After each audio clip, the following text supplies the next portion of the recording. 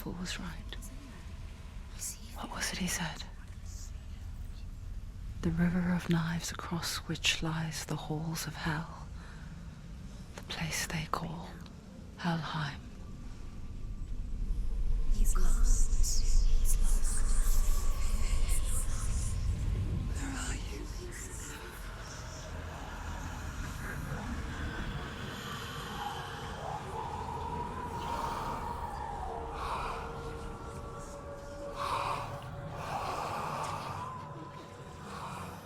I hear you.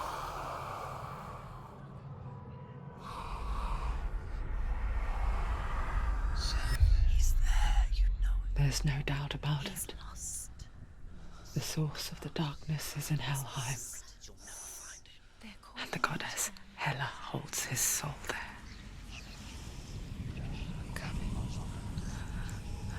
Her dear beloved, Dillian. Hey, what is going on guys? Danny here, and in this video, I'll be taking a look at the recently released story-rich adventure title called Hellblade Senua's Sacrifice, where I'll be giving you guys a performance overview of how the game runs on my system, along with some impressions and thoughts I have about the game. Now, it's been quite a while since I've done a video like this. I made a lot of these videos last year when I was using my system that had a 6600K and an R9 390. Over the past few months, my primary system has gone through quite a lot of changes, and the other reason being that I never really bothered to check out too many games which were released this year, mainly because there weren't that many that appealed to me. Regardless, I can say that my system is going to stay the way it is now for quite some time. Anyways, moving on from that, let's talk about this game, and first, I just want to say that this game visually looks phenomenal. One of the best looking games I've ever played. The main character, the environment, the sky, the lighting effects, it's all so highly detailed, making the game feel so much more immersive and fun to play. The settings that I was using primarily were the following. For the resolution, I was playing at 1440p. All the graphical options were set to very high, along with VSync being turned off, so we're pretty much maxed out here. I did play around with other settings, and I'll show you the impact of those later on in this video. To give you guys a quick rundown of my system specs, for the CPU we have an AMD Ryzen 7 1800X which has been overclocked to 4 GHz, paired with 16GB of G-Scale Trident Z memory clocked at 3333 MHz, with a cast latency rating of 14. And for the GPU, we have the EVGA GTX 1080 Ti SC Black Edition. For full system specifications, you guys can check the video description down below. For your convenience, I also have an active on-screen display, so you guys can see what is going on with the hardware as I'm playing through the game. With the game looking so visually stunning, one would expect it to be quite taxing on the hardware, and worse, not do so great in terms of performance, but this game is anything but that. It's very well optimized and performs great. You could tell the developers put in quite a lot of work into making this game run great. In one of the first areas of the game, where you're walking across the vast open shore, you can see the frame rate staying around 100 frames per second, in some instances falling down to the low 90s, and in some cases jumping near 110 FPS. Later on, when we find ourselves in some enclosed areas with some enemies, the frame rate here tends to stay around the low 90s and occasionally dipping into the mid 80s. Not as high as those open areas we saw before, but by no means is it terrible. The experience I had here was completely playable, still pretty smooth, and I was easily able to fight off my enemies. The area before you face the first boss in this game was a place that I found performance to drop a bit more. This was probably due to how much was happening here. You have quite a lot of those floating symbols which are used to solve puzzles, lots of trees, particle and active lighting effects, and along with some rain. So here the frame rate drops to around the mid to high 70s. Again, although this is considerably lower than the areas I looked at before, it's still totally playable, nothing that really concerned me or ruined the gameplay for me. It was only during the cinematic scenes, which were there to further progress the story, that I noticed the largest performance impacts. Take for example this scene where it's focusing and panning around Senua. You can see the frame rate dropping down to the low 60s. But apart from that, there weren't any moments where I experienced game-breaking performance issues. So at 1440p with pretty much everything maxed out, you can expect the game to run just fine with this level of hardware.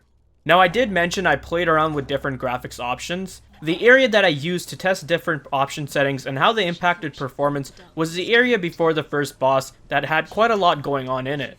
The first thing I decided to do was drop down the resolution to 1080p while keeping all the other settings at very high. This allowed the average frame rate to attain a boost of about 20 to 30 FPS. definitely something to take into account if you're running lower end hardware. And if you wanted to target 144 FPS, you'd have to tone down a few settings from very high to a mixture of medium and high settings. So for those of you who want to take advantage of a high refresh rate monitor, be prepared to do quite a bit of tweaking. The next thing I did was that I bumped up the resolution back to 2560 to 1440 and lowered some graphics options to medium and high. And on average, this gave me about a 10 to 15 FPS boost, which was also pretty decent. And the game in my opinion looked better this way than it did at 1080p with very high settings, as I think having a sharper and clearer image makes the greatest impact than anything else. But the way I'm going to play this game would be to stick with everything being maxed out at 1440p. For a game such as this one, where it's focused on storytelling and making the player explore such beautiful environments, you don't need to have this game run at 144 FPS. It's not a competitive multiplayer game. I'd say as long as you're able to achieve a 60 plus FPS experience, then you should be just fine. The game doesn't just excel in the visuals department. The combat is also quite fun. Using different combos, taking into account when you have to dodge or block, make for an experience that will keep you on the edge of your seat. More importantly though, you can tell the game has more of an emphasis on the story, atmosphere exploration, and puzzle solving. So anyone who likes to get deeply absorbed into the story of the game they play, then you're in for a treat. Overall, from the amazing visuals to the great story, this is a game I highly recommend you check out. Well, I hope that you guys found this video to be enjoyable and informative. Leave your thoughts and comments down below in the video description, and if you want to see more content like this, then hit that subscribe button. Thank you guys for watching, take care, and I'll see you in the next one.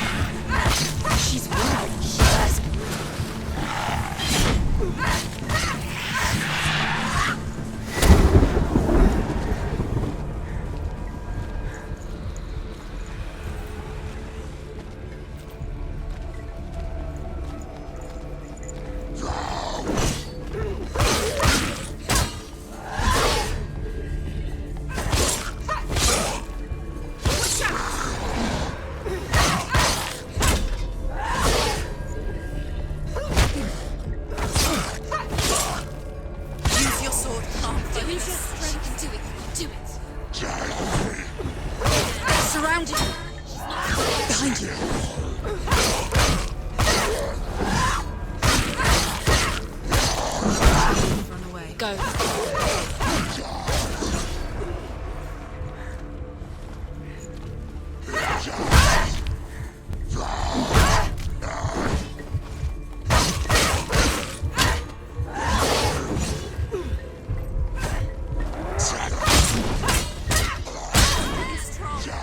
Too slow.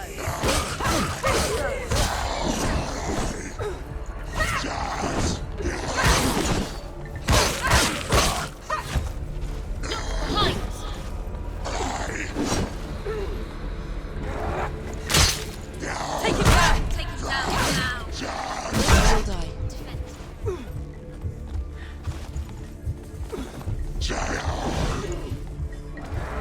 You want it?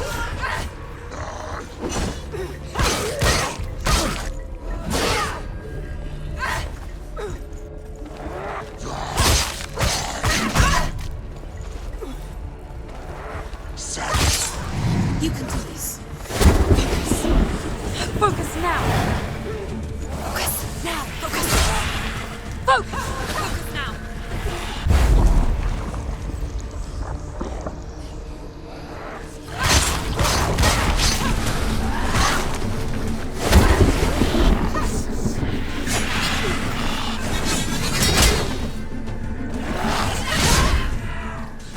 It's hurt. There's blood.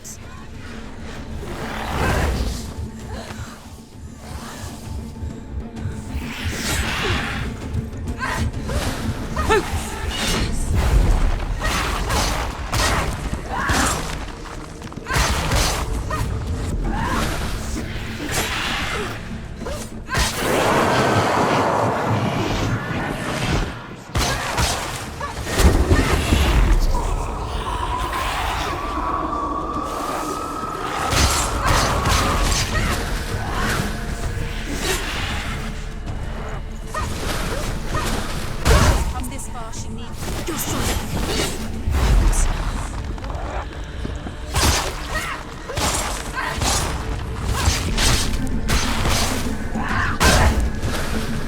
Watch out! I never beat you in the wilds, did I? It was an illusion. But not this time!